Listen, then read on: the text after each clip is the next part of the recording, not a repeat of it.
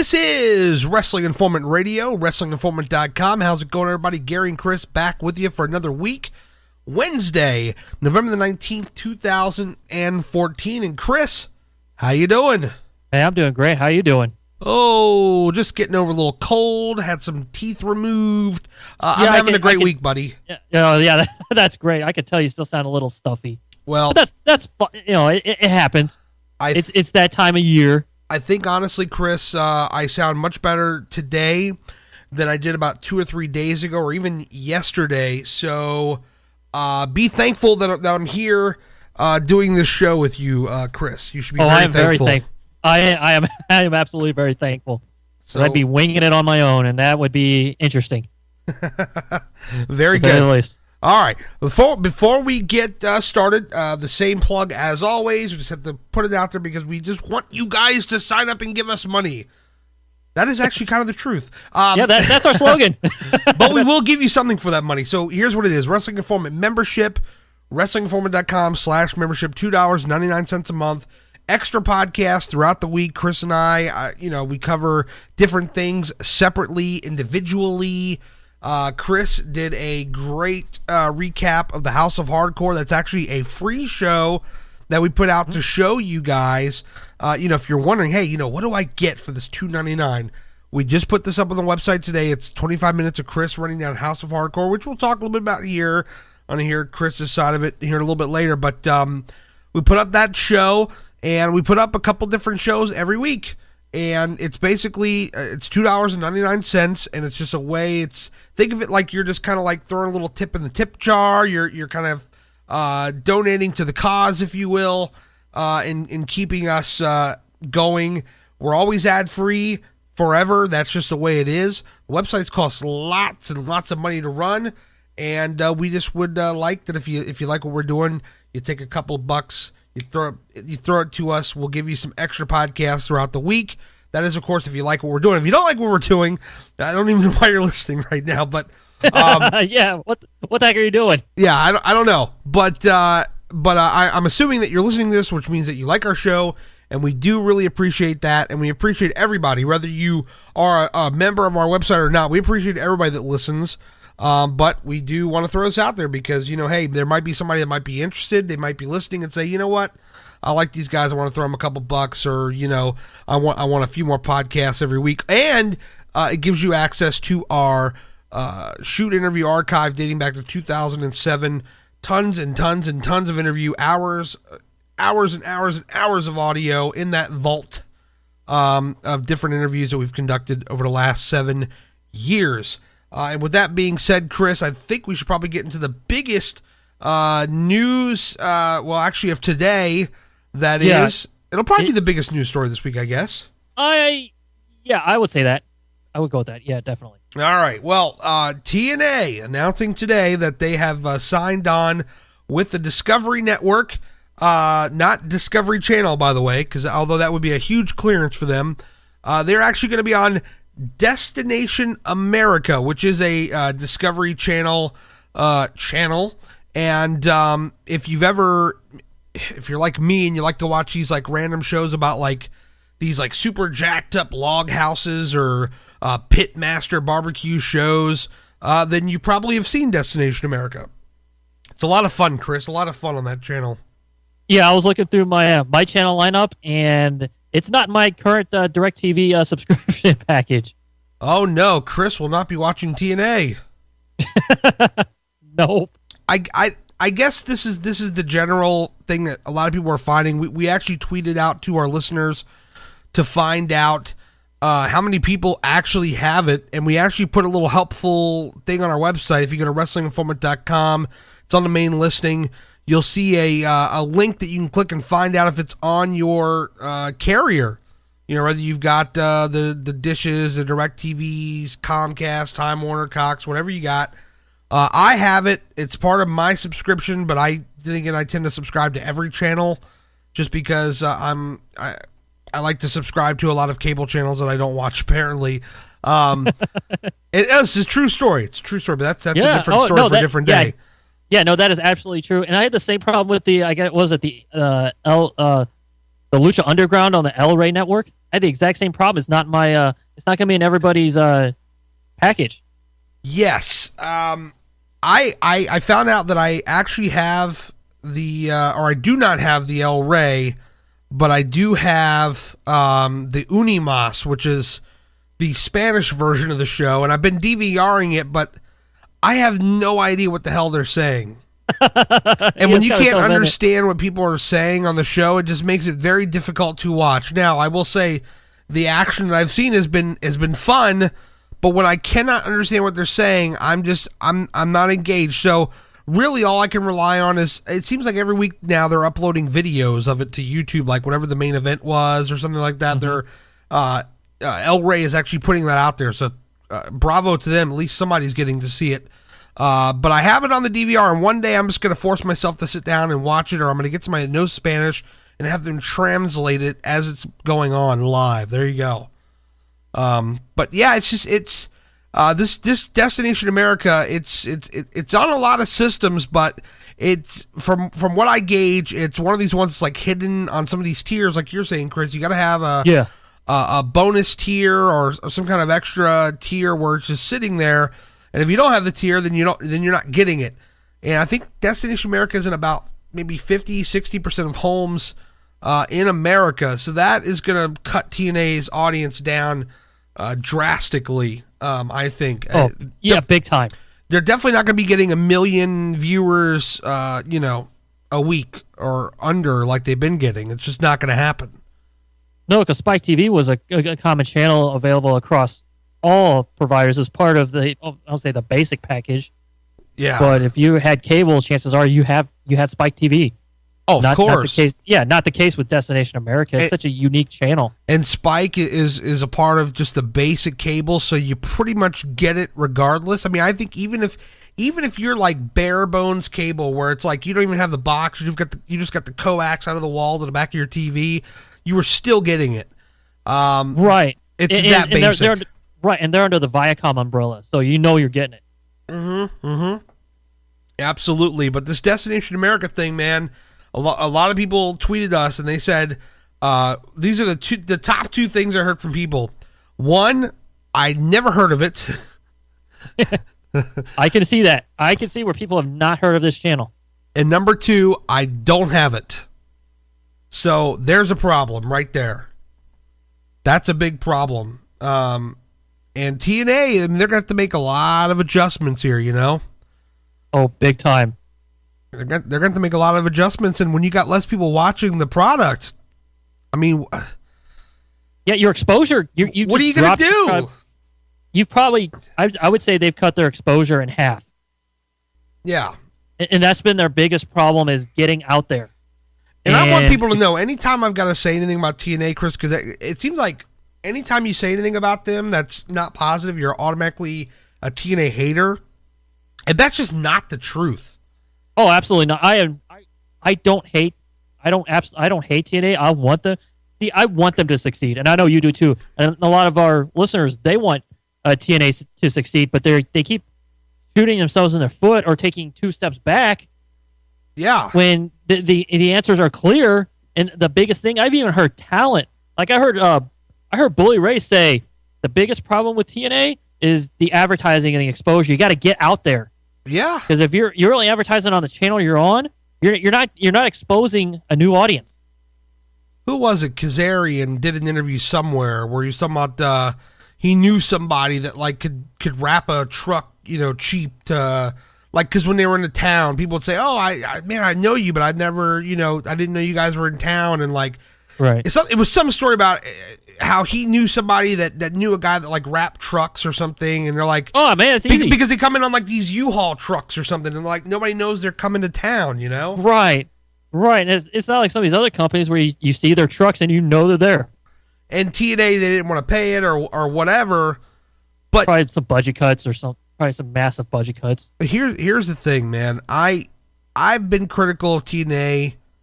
I've not actually sat down and really watched a whole lot of it in the last year. I mean, we're coming up on a year now here. Whenever the last year's Bound for Glory was, it was the last show in full that I watched of TNA. And if you notice, we don't talk about it here. I got news for you. We post stuff on TNA. It doesn't draw on our website. I post something about WWE. I post a dumb tweet that a wrestler says on WWE. 100 clicks, couple hundred clicks, whatever it is. I post something about TNA. It gets nothing. There's nobody talking about TNA. But I know I've been critical, Chris, but it doesn't mean I hate them. The thing is that I like a lot of the talent there that I've seen, and I'll pop up YouTube once in a while on some of these clips that they post, because I'm not going to sit down and watch a 2-hour TNA show. It's just not happening right now. I'll be honest. It's just not. I mean, somebody give me a good reason why to watch this show. Has it gotten better in a year? Tell me. Give me. I haven't. I say I haven't watched it either. Give me. I'll be honest with you too. Give me a good reason why I should watch it. If you can give me exact reasons of why it's worth my time of 2 hours of sitting down to watch this stuff. They're sitting on my DVR. I never cleared them off the DVR. I've got a freaking a 6-tuner DVR recorder that's got 2 terabytes on it. I don't delete stuff, so it's on there. If you got a good reason to tell me to go back and watch it, I'll watch it. Make your case. But and give me a reason to set it on my DVR. Make it worthwhile for me.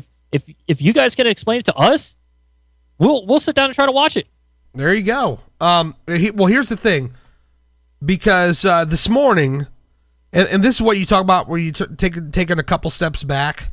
Yeah. So Dixie tweets, hypes that later today the future of TNA is going to be announced, right? Mm-hmm. And then she has this link that goes to some stupid mailing list, and it's like everybody who signs up for this mailing list will find out the news first. And I'm like, you're talking about the future of your company, and you want to try to get people to sign up for your stupid mailing list to get this news first. Like, do you not realize how many? I mean, we're not the only website out there. Obviously, we're new to the game. Hello, hi, we're WrestlingInformant.com. We're still new here, but look, there's a lot of people on Twitter. There's a lot of other wrestling websites. Like, don't you think that people are going to find this out a lot easier than signing up for your mailing list? Like, how low rent are you where you're going to try to push people to sign up for your mailing list? No. Just say, look, go to our website. We're going to have the news first. Now, granted, when they announced it, that's exactly what they did. Because I'll admit, I signed up for their mailing list, and I promptly unsubscribed once I realized that they put the news on their website first. But they actually did the right thing, and I applaud them. They put it on their website first, because I actually got the newsletter thing about a half an hour after the news. So apparently, Chris, I was not first to find out. Oh, that's a shame. It was a delayed results. Delayed results, and that's a problem. That is, again, 2 steps back. Could you imagine if people found out, Chris, that, let's just take, I know this is completely different, but what the hell? Let's say UFC. If there was rumors going around about it, like a TV deal or something like that, big rumors, and Dana White said, "Hey, I got a major announcement. Sign up for this mailing list, and you'll find out first." Like, how stupid would that be? He's going to announce it himself, because he's got, what was he, like 1 million, 2 million followers on Twitter? He's going to announce it there. People will pay attention to his Twitter account before anything else. Or let's make the wrestling comparison. What if WWE had some big announcement to make? You think Stephanie, Triple H, and Vince are going to go to their Twitter and say, sign up to find out? I mean, they might say, go to the WWE Network and sign up to find out. Right, or go to or this was announced on, Joey Styles will put it out for WWE.com. Well, but that's what I'm saying. Put it on your website. Don't tell me to go to your dumb mailing list to find out, especially when your dumb mailing list didn't give me the information until 30 minutes after you put it up on your website. Right, you want your website to get the clicks. You want your website, and you want your social media to be more active. You want it to be just as active as your website. Maybe your website be more active. I want to know how many dopes clicked on that link. Looking, I really want to know. Not it. I only did it so I could get the news for the website. And instead, I saw a tweet. So there you go. Yeah, I didn't even see her send out that message about the newsletter. I saw the tweet. I saw her tweet saying, "Yeah, we're going to be on Destination America starting in January. That's what I saw. I mean, I saw Twitter. And I mean, this is good for the talent there. These guys. Last thing you want is for these guys to find out that TNA is going under and they don't have a job. Especially right before Christmas. That's the last thing you want. And let's not forget, these guys are some of the most talented people on the planet. That's the last thing you want. So this is, I mean, look, to sum it all up, it's good news for the talent that works there, the hard-working men and women that are putting their bodies on the line to entertain people and put on some athletic competition, some good stuff here. It's good news for them, but Chris, they've got this opportunity now. Now they have to make it worth everybody's while and make it make it a destination, if you will, for people to come and watch, people to go out of their way to try to find this, for people to claw and scratch who don't have it, to beg their cable companies to get it. They need to figure out some stuff here to get this in front of people and get people watching, because if it's not interesting, no one's going to seek it out. Now, already, I can tell you right now, the viewership is going to decline. That's no question. Oh, that's obvious. But if you put out can't miss action, people are going to find this stuff one way or the other. And they're going to talk about your product. They're going to buy your pay-per-views if TNA is still doing pay-per-views. Right, and then it's word of mouth. Also, it's word of mouth. Get it out there. People say, "Hey, did you catch TNA on Destination America?" No, you should get it. You should check it out. It's awesome. They have some of the best talent in the world. That's what you want to hear. I'm hearing more buzz right now about this Jim Ross, about Jim Ross commentating a New Japan show than I'm hearing about TNA anything. Man, that buzz is still in the air. That thing is getting run everywhere. That is a huge story still.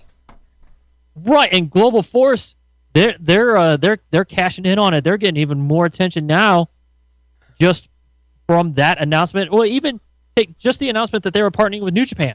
That announcement got them a lot of traction. Yeah, but not as big as the Jim Ross stuff. Let's be honest. But that kept it all going. The whole thing. They got all the momentum right now of any company. Global Force and New Japan have all the momentum.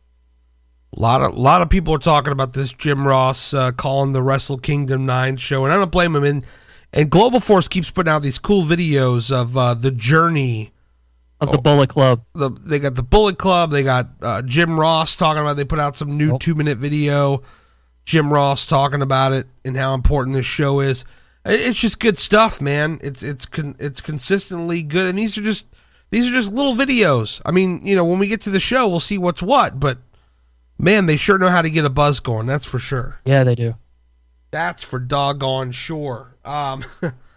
So that's TNA. They're going to Destination America, and I challenged them to bring some stuff to the forefront here to make everybody want to watch, because they need something to get people drawn in, and I'm not hearing anything about these guys right now. There's no buzz on TNA. Nobody's talking about it. The only thing they're talking about is, hey, it's on Destination America, and I don't know what that channel is. I've never heard of it, or whatever. Right. Or it's so high up in the channel lineup, they're gonna have a heck of a time trying to find it anyway, even if they do have it. Yeah, we have a long battle to go here, especially with over 1,000 channels you could possibly get. Yeah, just try to find that one channel. Forget it. It's something to where they're gonna have to figure out, how to make this thing work. Because I guarantee you, they didn't get the same kind of money they had with Spike. I mean, that's oh no, we're not privy to that information, but I think it just kind of goes without saying. Yeah, it's pretty obvious that their payday is a lot lower. But on the flip side of that is there's you have talent there still working, still employed on a network still. So I guess something's better than nothing.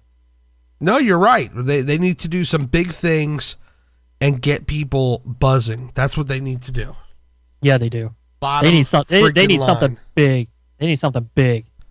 Now, by the way, tell me about this, because I didn't see this yet. It's on my list. I'll probably check it out this weekend. Tell me a little bit about this House of Hardcore. Obviously, I want everybody to go and listen to your in-depth talk about it on our website, but give me kind of the high spots here, Because it sounded like there was a lot of exciting stuff on this show. I mean, what's the rundown? Oh, Del my Rio God. showing up. You got Bobby Roode showing up. Oh my gosh! Yes. What do you got? What do you got there? So House of Hardcore, if you guys don't know, that's Tommy Dreamer's promotion. He started a wrestling school called the School of Hardcore, and he kind of opened it up to this House of Hardcore promotion, and he runs it. And it's not just hardcore or extreme matches. It is an actual. There's wrestling, actual wrestling. Imagine and that. yeah, big shock, huh? With the sports entertainment, the entertainment business that we see get force fed down our throats, we actually get some professional wrestling by professional wrestlers. And Tommy Dreamer brings in all these kids and a lot of young talent, a lot of fresh talent. They just wanted to. It's a lot of, since the landscape is so different now, and especially with TNA, what we just talked about with some of their problems that they're having, and the not wanting to be a sports entertainer. It's nice to have all these other options, and Tommy Dreamer has provided that option. And what made this show so unique, this was House of Hardcore 7. This is the 7th one. This was their debut on iPay-per-view. Right on. And so now tell me, now where do they broadcast their iPay? What's their who do they use? Ustream? What do they got? They use let's see, was it RF Video Now? Oh, RF Video. Okay, gotcha. Yeah, RF Video. It was okay quality. I mean, it wasn't bad by any means. Was it high def? Was it 720? No. No, it was not high def. Come on, it's 2014, it was not high def. Man. I know, but you know what? It's their first. I will cut them a little slack on that because it was their very first iPay-per-view. But what also made this unique was that they broadcasted this live from the ECW arena in Philadelphia. Man, how the hell are they getting internet down there? That place was like in the middle. It's in the middle of the city, but I tell you what, I had no issues with the stream at all. Never cut out on you once, huh? Nope. Not once, and not even when I went back and watched it again. So I watched it twice. Okay. Hey. But I mean, Tommy Dreamer, he had to, of course, he actually did a great job of juggling his match card on the fly. Right. Because he, as an owner, you run into things like if talent misses a flight or somebody gets sick or there's a previous commitment or they got double booked or whatever, that you got to be able to adjust on the fly. And I think Tommy Dreamer did an amazing job with this card, especially with what he originally advertised and what we ended up with. Wow. Well, it was and the crowd. If you want to talk about a hostile South Philadelphia indie type crowd, that it wasn't. It was.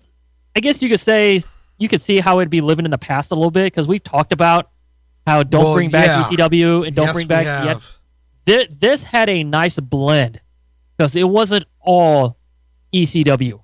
It wasn't just like an ECW rehash show. There was a lot of young talent getting exposure to the world.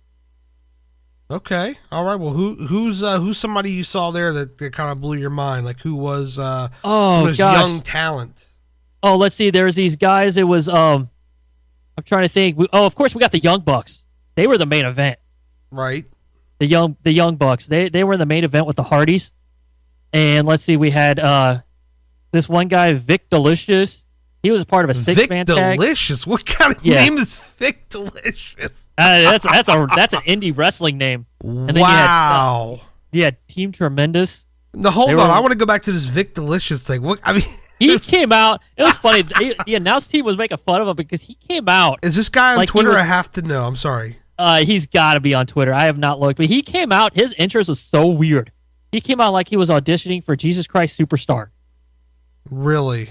Yeah, he was carried out to the ring. Oh my God! And then they had another guy. He kind of reminded me of Bam Bam Bigelow. Just the way he was so agile, but he was a big guy. He was probably 300 pounds.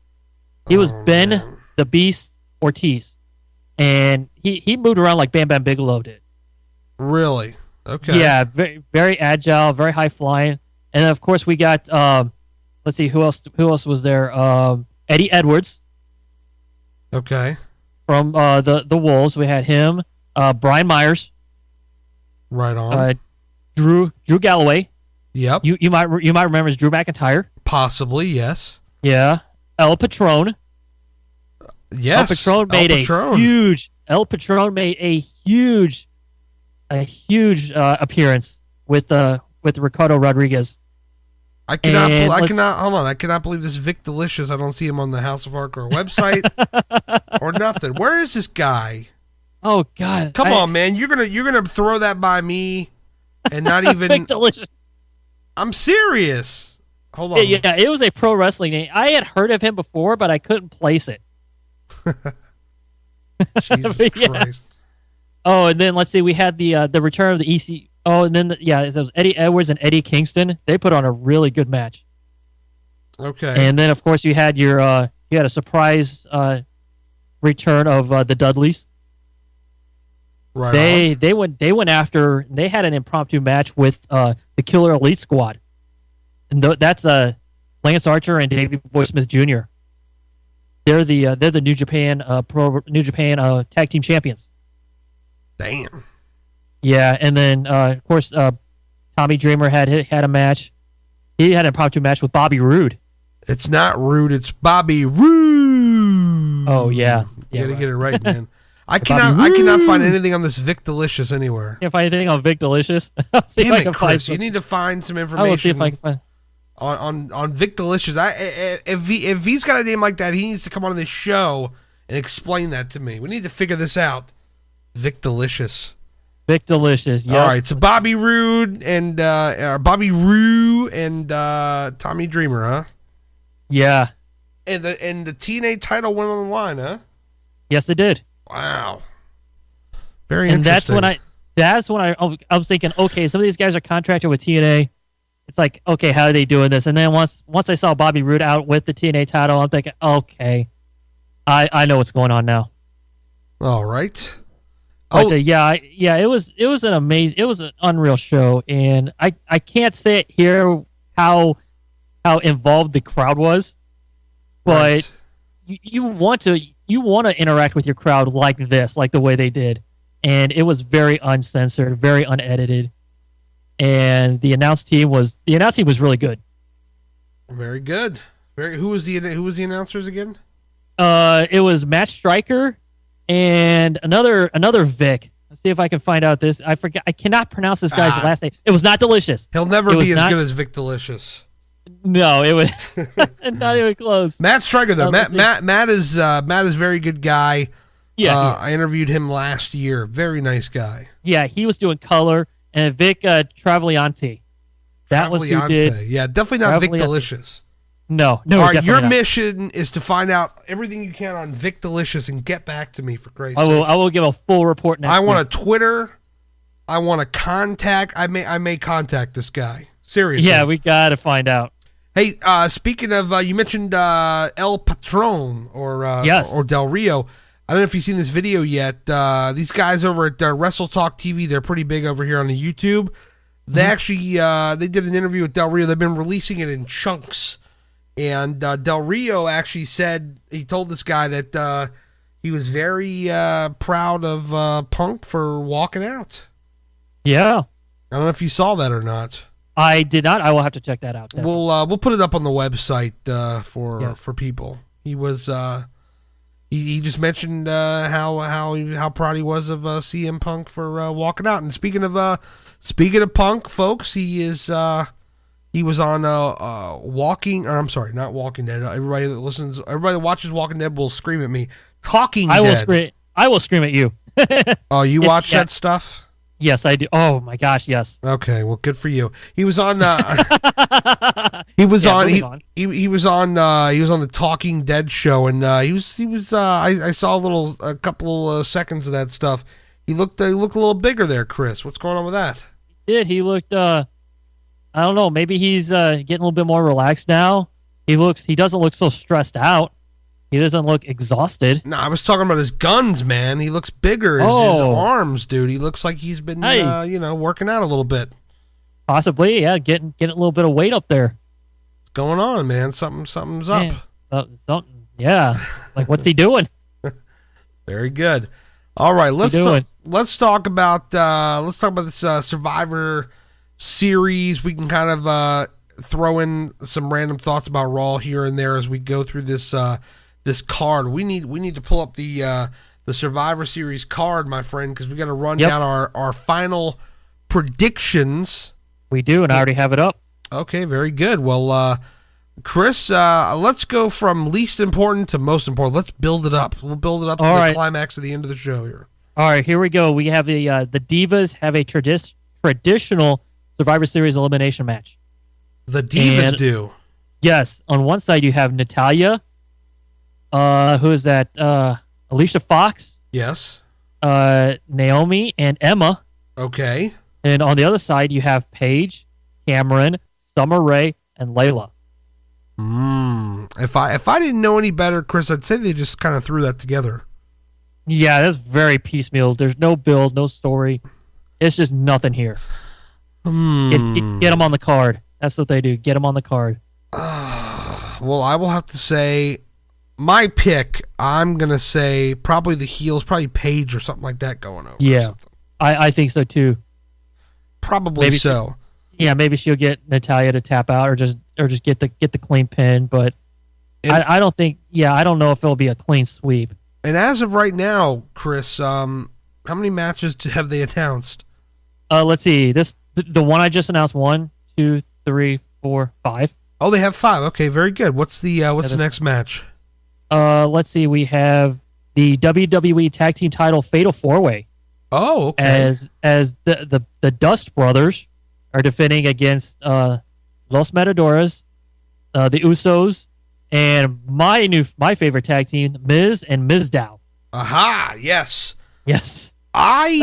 Call me crazy. I actually see them putting the belts on. If not here, I think it's coming, but I maybe it's probably now. I'm thinking putting the belts on Miz and Mizdow so they can kind of keep going, and then somehow they're going to eventually split these guys up. I think whether that's WrestleMania or the Royal Rumble or whatever it is, I think they're going to split these guys up. I don't know. I see the Rhodes Brothers. I see them retaining. Really? I see them finding a way to retain their title. Okay. Well, hey, we differ in opinion there. That's all right. Oh, yeah, it happens a lot. Yes, it does. What's the next match you got there, bud? All right, we got Dean Ambrose and Bray Wyatt. Ah, yes. Now these guys had quite the segment on a Raw there, Chris. Yeah, they did. Really enjoyed the final bit between these two. We always knew it was going to be good stuff. With these two guys, but they're going to finally have their match. And who do you have going over here? I have Bray Wyatt going over. I agree. I think it's his first big match back.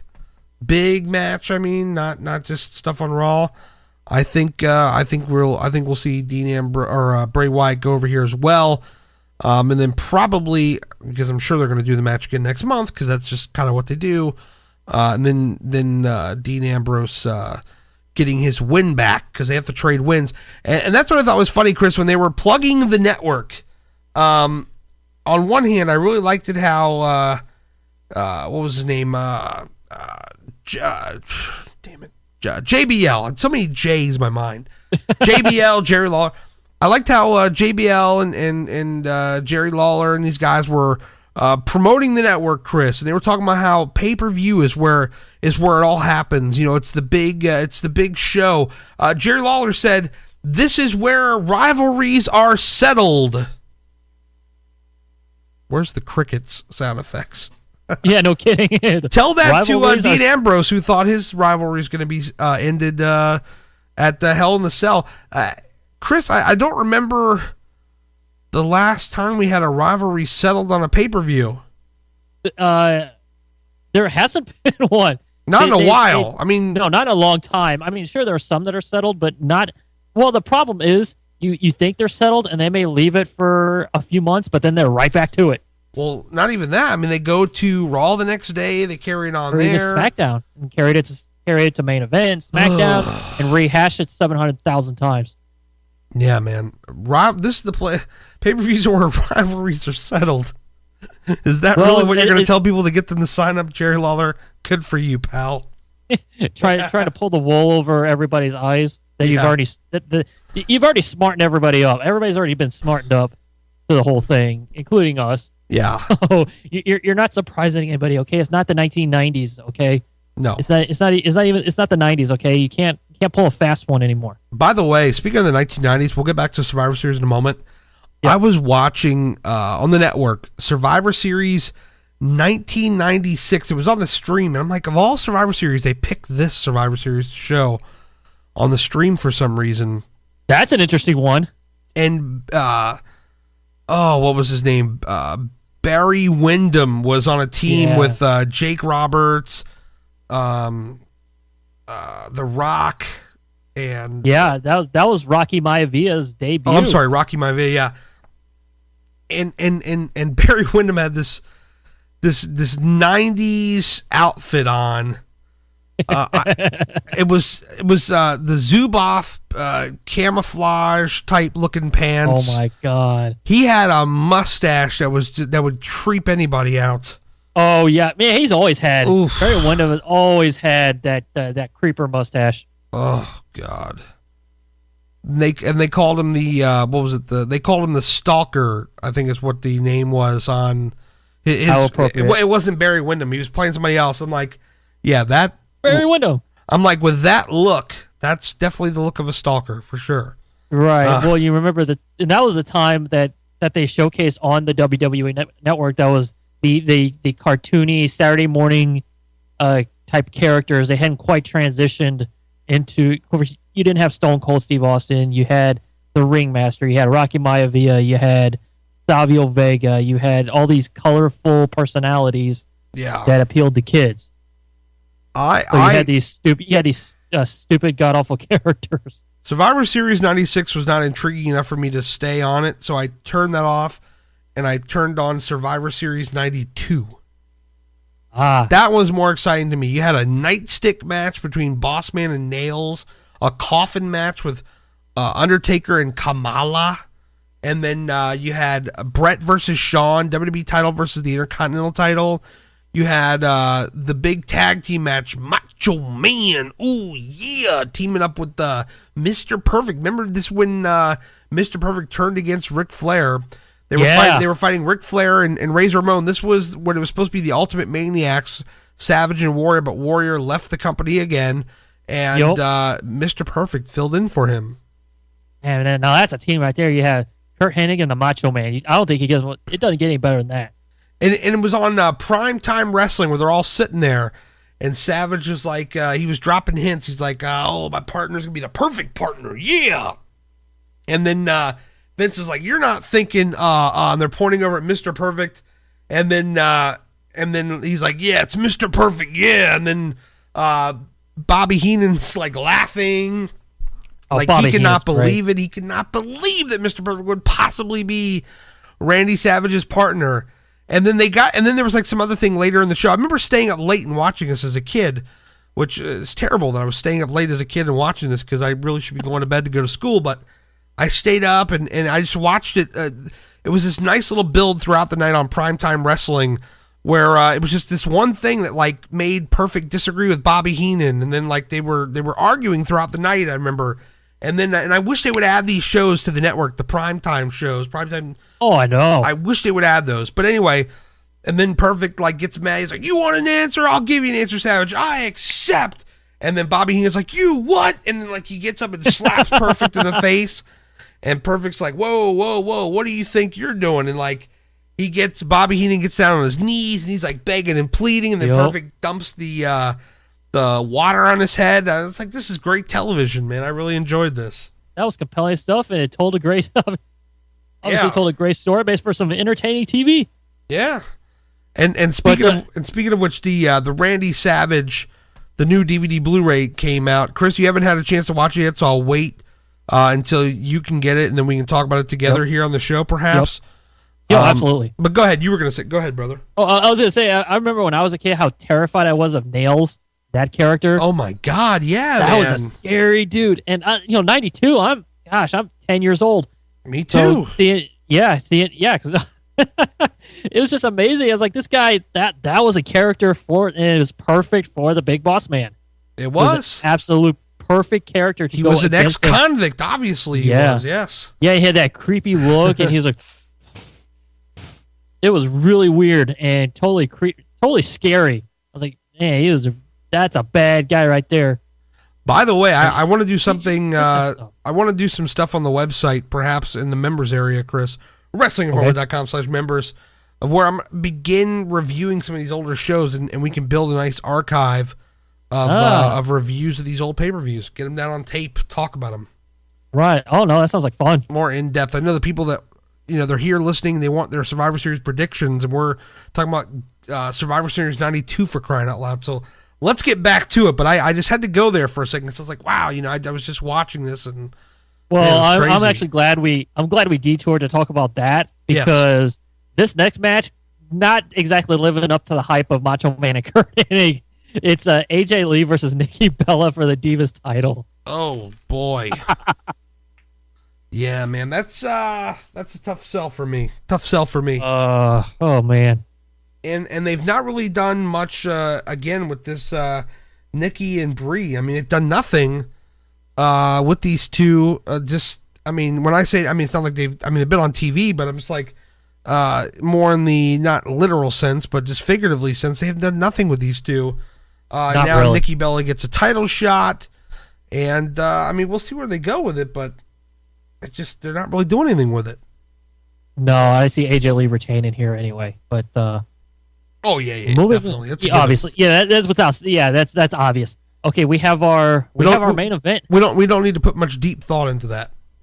No, I think we put more into that than we give it a little bit more substance to what it needed. But exactly, we have the main event. I'm sorry. In fact, we probably spent more time talking about it there than the actual match will probably be given. So exactly, and that's a shame, because AJ, she's a hell of a talent, and she needs a better opponent, really. Oh, she does. Although Nikki is, I would say, probably the better. I think she's shown some improvement over the last few months, but they're just giving them awful material to work with. I think, I really think that's the real problem at the core there. Right, because I know they work hard. Everybody does, and they wouldn't be there if they weren't as good talents as they are. But all the stories that they're given and the angles are just garbage. Yeah, man, it's a shame. Yeah, definitely. So you said we have the main event already. Yeah, that's match number 5. Can five matches fill out 3 hours? That's the question. Oh God, I'm sorry. Can the 4 matches that we just talked about fill enough to get us to the main event, or is the main event going to be that long? I mean, they're going to have to add some more stuff. I don't know, because you have unless something happens on SmackDown, which I don't read spoilers or anything, so I don't know. Well, I do have one spoiler as it pertains to, we're talking about the predictions here. One that I will release not right this second, but I will warn everybody before we do it, because it has to do with the main event. So there is something with the main event.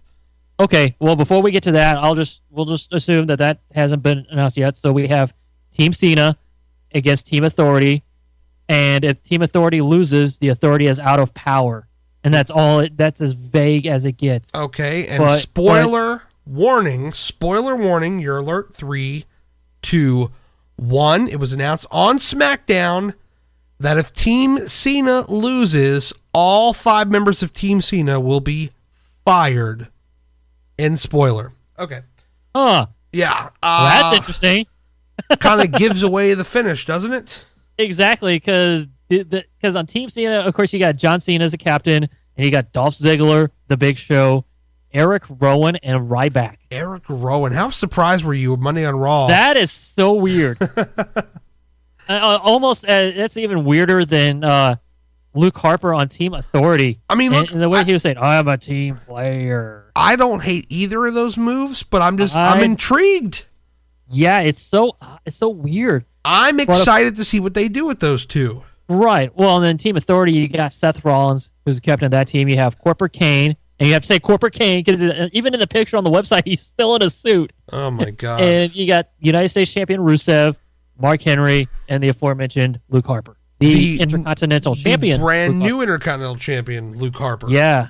Hey, finally a guy who won't be losing on TV as a champion. Look at that. Right. Luke Harper. That's a guy who probably not going to be just like Rusev, not going to be losing anytime soon. Exactly. So we must be happy now that we have two champions that are not going to lose on TV. Right? They won't lose until they probably won't lose until 2015, maybe WrestleMania. Yeah, there you go. Let's see here. So, what is your grand, hard, thought out prediction of who's going to win? Oh my God, Team Cena wins. Yeah, it's obvious. Yeah, especially with that stupid, that dumb stipulation that they added in the spoiler that we just gave you. Yeah, it's obvious. So we're saying this now though, but how funny is it going to be if it goes the other way? Oh my God! And how mad will people be? Let's say free trial people that decided, hey, I'm not going to get the network, but then they got the free trial, and then they're going to watch Survivor Series, and they turn it on and they say, oh yeah, same old stuff's going on. Now we got, the authorities still here. Like what? And how pissed would people be if Ziggler got fired? Oh my God, yeah. Oh man. Wow. So I think at this point it's got to be a given that the authority is going down. Yeah, we're gonna see the end of the. It says the authority loses. The authority is out of power. So that means, I guess, everybody goes their separate ways. I have no idea. We're not getting any details on this, Chris. You would think they would explain that. You would think. Well, then that's me thinking again. You're thinking too hard, Chris. I know. I'm putting too much thought into this because even on the website that says the authority is out of power. That's it. There's nothing else. Nothing was explained on Raw. Nothing has been explained anywhere else. That's it. That's all they've said. Exactly. So there you go, man. That's it, right? Right. Yeah, that's it. That's 5 matches for an entire pay-per-view. It's going to be interesting. I know for a fact they're going to add more. We'll just have to wait and see what it is. Right. And if there's anything on the if there's anything on the pre-show. Yeah.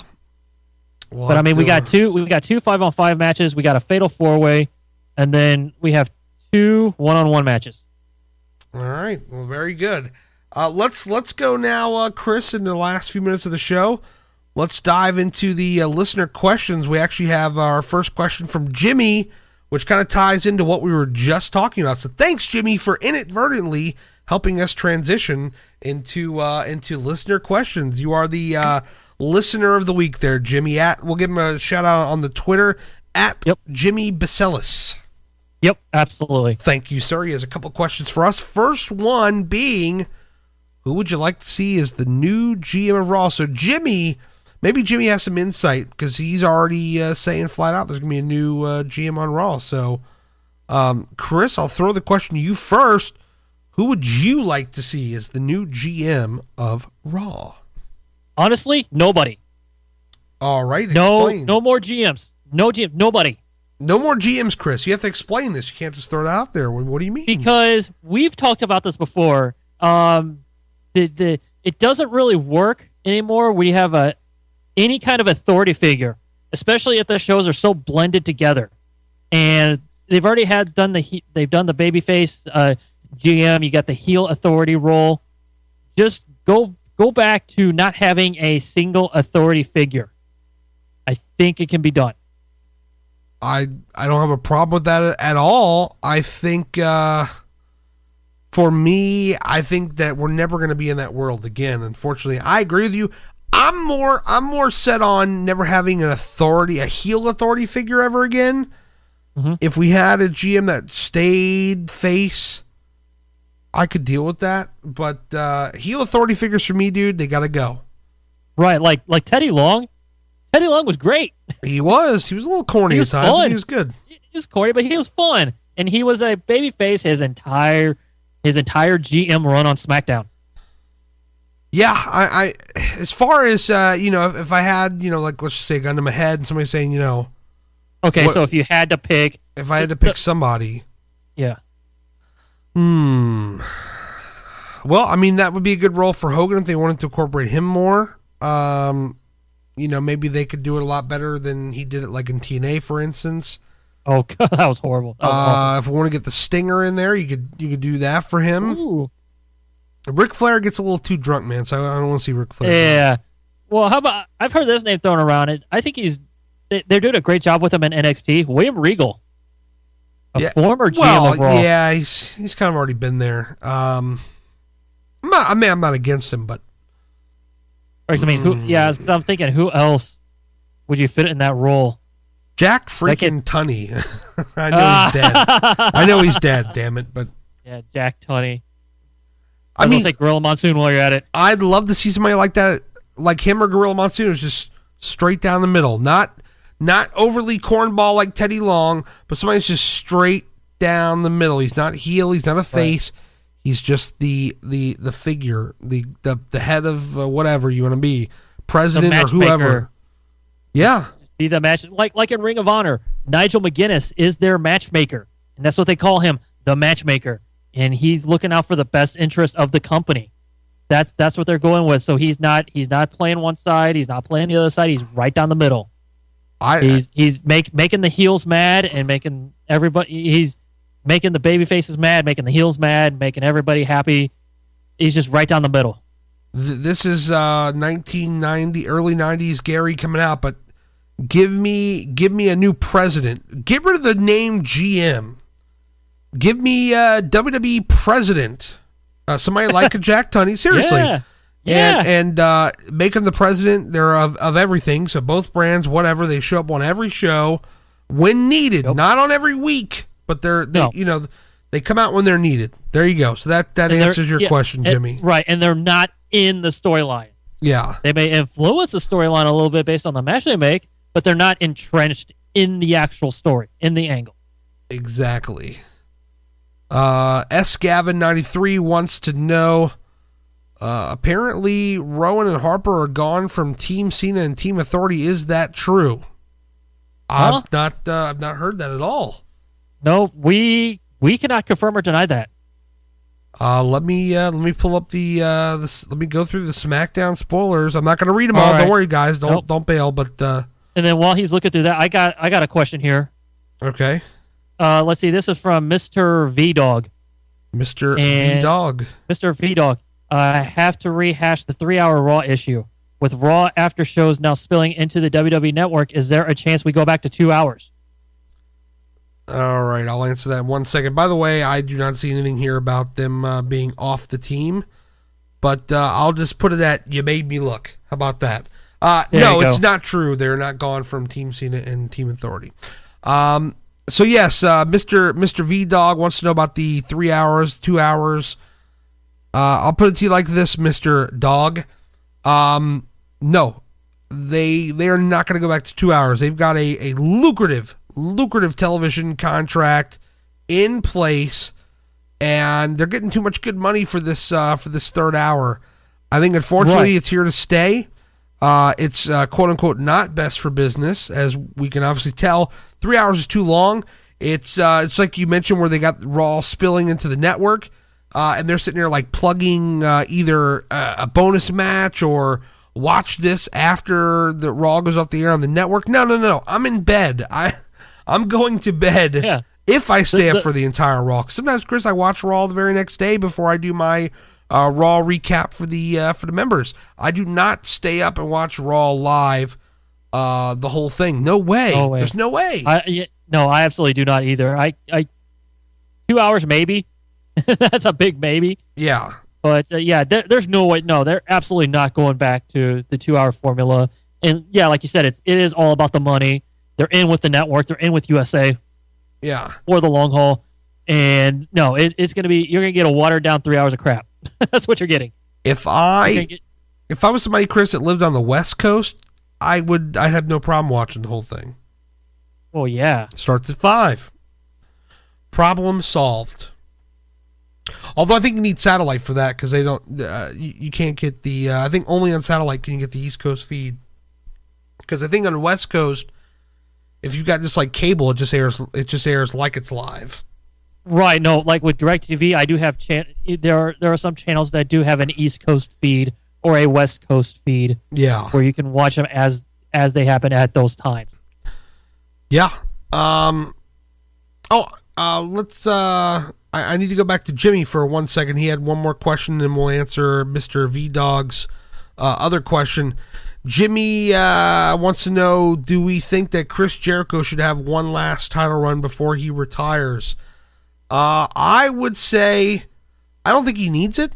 I mean, I don't know how you feel about it, Jimmy. If you think that Jericho needs a title shot, I don't think he needs it, Chris. I think he can come back and he can kind of work with somebody younger, put him over a little bit. I kind of like that. What do you think? Yeah, I don't think he does not need. His career has been established as it is, and at 44, 45 years old, I mean, he can still go, and he's still in very great shape. Of course, DDP Yoga, I know, helped out with that a lot. Yeah, but I don't. He doesn't need a title. He doesn't need a title run. No, it's just not necessary. And as infrequent as he's there and not there. Well, I guess that point really doesn't matter because our current champion's not there. But well, yeah, we don't need WWE doing that's a whole other story. Yeah, no, we don't need any more explanation for that. But Jericho's so focused, I think, on other projects that he's working on. Yeah, and he actually came back to WWE for a week this past week. When they were in Europe, he was there. Yeah, he came back for a week only. Yeah, he was there for 1 week only. That's so it. he's just he'll if he I'm sure he'll. I've heard them say this before. He'll come back if when the time is right, and if the situation is right, if the story's right, or whoever he wants to work with. Just like when he came back for Bray Wyatt, he's like, I wanted to work with Bray Wyatt, and he did. And it was some good stuff. It was, but yeah, Chris Jericho's that's a breed that we'll probably never see again. A guy like that, we will not see anybody like that again. And he doesn't need a title to solidify himself. And it's one guy, and that just shows you how much bigger he is than the title. Because the titles don't mean anything. The way they're treating them, the titles don't mean anything. I think I think that there are certain guys that are above a WWE title. Undertaker's the kind of guy above the title. Right. John Cena, even he's above the title. He doesn't need a title. No. So there you go. Speaking of the title, another inadvertent segue to the next question without realizing it. Thank you, Mr. V Dog. We'll go to your second question now. Have you discussed the new title yet? You think this design is it? Minor future changes, but WWE logo will always be the focus? ? I think this title is going to be it for a while, and I actually like it. I don't think we've ever really talked about the title here on the show, Chris. But I do like the design. I know some people don't like it. People have different preferences. I mean, like if you ask me, my favorite of all time is obviously the Winged Eagle. For me, that's just the one that I really like. It's not all gaudy looking. It's just a nice, timeless looking belt. I feel like this newest belt is the closest thing that we've had since then to that belt. The 2002 WWE title that Brock Lesnar had, I thought was a very cool belt. I was a big fan of that one, the undisputed title. Yeah, that was a nice belt. That SmackDown to that was my favorite. That was my favorite version of the title. And I'll put the question out to you guys. What's your favorite belt? Throw it back to us on Twitter at PW Informant. Tell us your favorite championship that you've liked. But for me, it's the Winged Eagle, and I've always dreamed, Chris, of having that here in my house, and I do not have one yet. But if anybody wants to buy for me for Christmas, I'll gladly accept it. There you go. He's just got the big gold belt, and we've seen it. Gary's famous for his appearance at SummerSlam 2005. It's on the network. It is on the network, so Gary is on the network. I'm on the network. SummerSlam 2005. You can see me in the first couple of minutes when they go to Cole and Taz. I'm right behind them in the red Hulkamania shirt. There you go. With the big gold belt, and he still has that big gold belt. I can attest to that. It's right next to me, Chris. It's right here on my desk. I keep it on my desk. All right, let's go to the last couple of questions we have here. WWF _ Josh wants to know, have you had the chance to play the next gen version of WD2K15 yet? If so, do you have any details? Keep up the great show. Thank you very much. Thank you for your listening. And thank you for your support. And thanks everybody again for your support of listening to the show on a weekly basis. We do appreciate it. Tell a friend. If you have it on iTunes, please. I say this and I really mean it. If you really like the show, go on iTunes and just leave us a review. We would greatly appreciate it. 5 stars always is nice. It helps in the rankings. So please just take a moment, go in there and leave a review because it does help us out and will help more people find us. With that being said, I actually bought the game, Chris, today for my Xbox One. Oh, cool. It is downloading right now as we speak on my Xbox One. I did something a little bit different this time, and I actually went for the digital download rather than buying the traditional disc in the store because the Xbox has a great deal. So for you Xbox listeners that have the Xbox, they're offering a deal right now for $79.99 where you get the game and you get the accelerator and the season pass, which gets you all the DLC through April of next year. And the DLC by itself is normally like $25. Yeah. So you're actually getting it for $20 or less, and the accelerator is pretty much free. That's like $2 normal price, and that's pretty much free when you add it all in. So $79.99 is a digital download of the game in the Xbox Marketplace, and it is downloading on my Xbox as we speak. So to answer your question, Josh, I have not played it yet, and I've got a pretty good internet connection, but I have a feeling I probably won't be playing it until tomorrow. Yeah, it's going to take some time to download. I do have a 150 megabit download connection, so we'll see how fast this thing really rolls. Chris, have you had a chance to play WWE 2K15 yet? Do you have it? No, I have not. Do you have any plans to get it? Yes. Okay. Yeah, yes, I do. I have not played. I'm looking forward to playing the NXT. Yeah, I'm looking forward to that because that is so refreshing. Because you get Adrian Neville, Sami Zayn, you get that whole roster of NXT, and I think in the My Career mode, you start out at the Performance Center. Yeah, that and I think the older gen consoles, which you have, I think actually have a few extra NXT features. Believe it or not, there's some extra stuff for you guys that are not for the next gen people. Interesting. Yeah, you get trained by Bill DeMott. Oh boy. Yeah, Bill DeMott's in the game in the career mode. The stories I've heard about Bill DeMott over the years, and yeah, I've heard some interesting stories. If you want to hear some interesting stories, go members. If you're a member, if you're not a member, WrestlingInformant.com/membership. Go up in there, subscribe, and look up the interview we did with Derek Ford, who played Chad Baxter in NXT. Yes.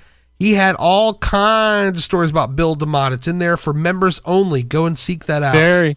I remember that too. That was interesting. That's some very interesting stories. So I wonder if that's in the game. Will. Yeah, maybe. Maybe some of the extracurricular activities. Wow. But we got one more question, and I actually want to answer this question because go ahead. This ties into my experiences with wrestling. All this right. is from Dan's Last Word. At Dan's Last Word on Twitter. At Dan's Last Word on Twitter. He asks, what matters more, the big stage or the quality of the match? All right. So my answer, my answer, and this is blatantly obvious for me. I say the quality of the match matters more than the big stages. So obviously the big stage is important, but I will go to an independent show where there's 100 people or less and see some of the best matches you will see in your lifetime. Yeah, I mean, I know in 2 weeks I'm going to another St. Louis Anarchy wrestling show. Now that's why you wanted to answer. You wanted to plug St. Louis Anarchy. I did, but the match I'm going to see, one of the big matches is Kyle O'Reilly against ACH. There you go. Should be a hell of a match. Absolutely. That is going to be one. Probably, I'm going to say, if not a match of the year candidate, maybe the match of the year. I cannot wait to see it. But quality of the match matters. It doesn't matter if there's 50 people or 5,000 people. I want to see a good match. No, I'm with you. I think if you've got TV clearance, though, you need to make your stuff look good. That's when you need all the big stages, the big lights, and all that kind of stuff. I mean, that kind of goes to my Ring of Honor thing where, they're on my Channel 7 here, my broadcast television, ABC here in Washington, and I've got standard def stretched to fill the screen, and it looks awful. And I'm not happy about that. You know, you can have all the good wrestling in the world, man, but you got to make it look good if you're on TV. Now, you know, if you're going to the show, of course the match matters more. But some people are all about the perception, man, about the look. And I'm not saying I necessarily fall in that category, but if it doesn't look good, man, if it's hard to watch, that plays into it, man. If I got to tune into your show and you got the dark lights and I can barely see what the hell's going on, that poses a problem. Now I'll say one thing I did notice that Ring of Honor this week did have a little bit better quality. Did they? Yeah, on ABC, the ABC channel was in high def, and it looked like it was a little bit better quality than I was used to seeing. So I'm wondering if maybe they're starting to make some changes in that regard, because the visual presentation it wasn't true high def, absolutely not.